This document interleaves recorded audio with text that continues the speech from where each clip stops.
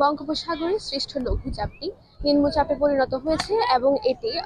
কক্সবাজার এবং যে সকল সমুদ্র বন্দরগুলো রয়েছে সকল সমুদ্র বন্দরে 3 নম্বর সতর্কতা সংকেত দেখাতে বলা হয়েছে। এবং আমরা এখন আছি কক্সবাজার সমুদ্র সৈকতের লাবণী পয়েন্টে এবং এখানে আসলে পক্ষ থেকে যেটি জানানো হয়েছে যে আমাদের কক্সবাজারে যে সহকারী আবহাওয়াবিদ রয়েছেন আব্দুল হান্নান, তিনি আমাদেরকে যেটি জানিয়েছেন যে এই নিম্নচাপটি কিন্তু আগামীকাল দুপুর নাগাদ স্থলভাগ অতিক্রম করবে এবং এটি ভারতের উড়িষ্যা উপকূল দিয়ে স্থলভাগ অতিক্রম করার সম্ভাবনা রয়েছে। এর পাশাপাশি আমাদেরকে যেটি বলা হয়েছে যে আগামীকাল যদি এটি স্থলভাগে উঠে আসে তাহলে কিন্তু স্থলভাগে উঠে আসার পরে কিছুটা বৃষ্টিপাতের সম্ভাবনা রয়েছে। এর পাশাপাশি আজকে থেকে শুরু করে আগামীকাল পর্যন্ত যতক্ষণ পর্যন্ত না নিম্নচাপটি একদম বিলুপ্ত হয়ে যায় কিংবা বিলীন হয়ে যায় ততক্ষণ পর্যন্ত কিন্তু যে হাওয়া এবং যে বাতাসের গতিবেগ সেটিও কিন্তু অনেকটা বেশি থাকতে পারে এবং যেটি সর্বোচ্চ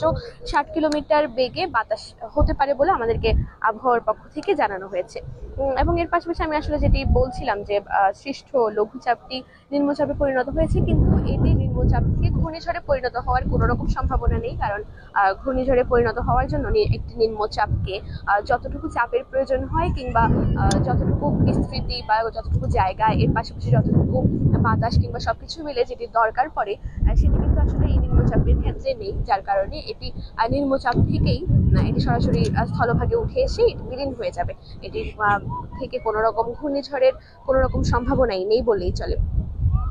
এর পাশাপাশি আসলে যেটি বলছিলাম যে এই নিম্নচাপটি আসলে কতটা দূরে রয়েছে, তো আমাদের কাছে আবহাওয়ার সর্বশেষ যে বার্তাটি রয়েছে সেই বার্তা অনুযায়ী আসলে এটি হচ্ছে এই নিম্নচাপটি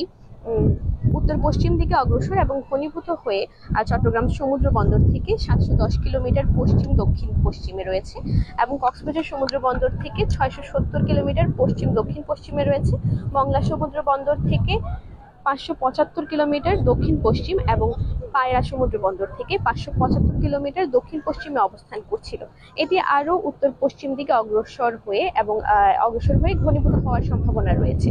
এবং এর প্রভাবে উত্তর বঙ্গোপসাগর এলাকায় বায়ুচাপের তারতম্যের আধিক্য কিছুটা বিরাজ করছে, যার কারণে আমরা যেটি লক্ষ্য করতে পারছি যে বায়ুচাপের আধিক্যের কারণেই কিন্তু কখনো কখনো যে ঘূর্ণি বাতাসগুলো লক্ষ্য করতে পারছি সেটা কিন্তু বায়ুচাপের আধিক্যের কারণেই হচ্ছে। এর পাশাপাশি এখন বর্তমানে সমুদ্র সৈকত কিংবা সমুদ্র উপকূলীয় যেসব স্থানগুলো রয়েছে সেখানে কিন্তু বাতাসের গতিবেগ রয়েছে 40 থেকে 45 কিলোমিটার পর্যন্ত এবং এটি যেটা আমি বলছিলাম এটা একদম আজকে দিনের জন্য সর্বোচ্চ হয়ে 50 থেকে 55 কিলোমিটার পর্যন্ত হতে পারে এবং আগামীকাল এটি 60 কিলোমিটার পর্যন্ত বৃদ্ধি পেতে পারে।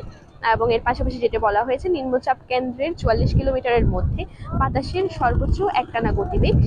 ঘন্টায় 40 কিলোমিটার হতে পারে, যা দমকা অথবা ঝড়ো হাওয়ার আকারে 50 কিলোমিটার পর্যন্ত বৃদ্ধি পেতে পারে।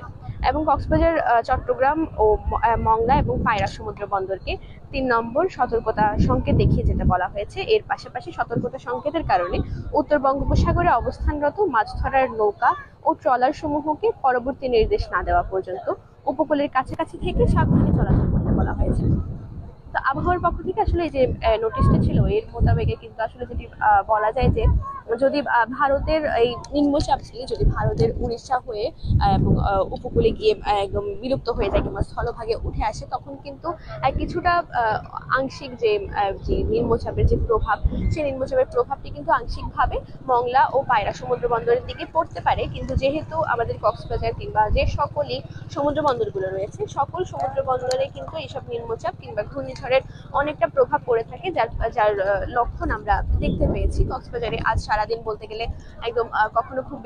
হঠাৎ খুব বেশি প্রখর রোদ পড়েছে, আবার কখনো হঠাৎ বৃষ্টি চলে এসেছে, আবার কখনো কখনো আমরা একটি ঘূর্ণি বাতাসও দেখতে পেয়েছি যাকে বলা হয় আসলে ঝোড়ো হাওয়া। তো এই ঝোড়ো হাওয়ার কথাও যেটি বলা হয়েছে যে কক্সবাজারের উপকূলে 30 কিলোমিটার ঝোড়ো হওয়ার সম্ভাবনা রয়েছে এবং এখানে বঙ্গোপসাগরেও কিন্তু যে সতর্কবার্তা এর কারণেই একদম লাবণী পয়েন্ট, আমি যখন লাবণী পয়েন্টে আছি লাবণী পয়েন্টে ঢোকার একদম প্রবেশ মুখেই কিন্তু লাল পতাকা টাঙিয়ে রাখা হয়েছে, কারণ এখন বঙ্গোপসাগরে সিগন্যাল চলছে। তো এই আবহাওয়ার বিষয়ে কিংবা যে নিম্নচাপটি সৃষ্টি হয়েছে সেই নিম্নচাপের সর্বশেষ আপডেট জানাতে এতক্ষণ সরাসরি যুক্ত ছিলাম আমি আফজাল রিয়া।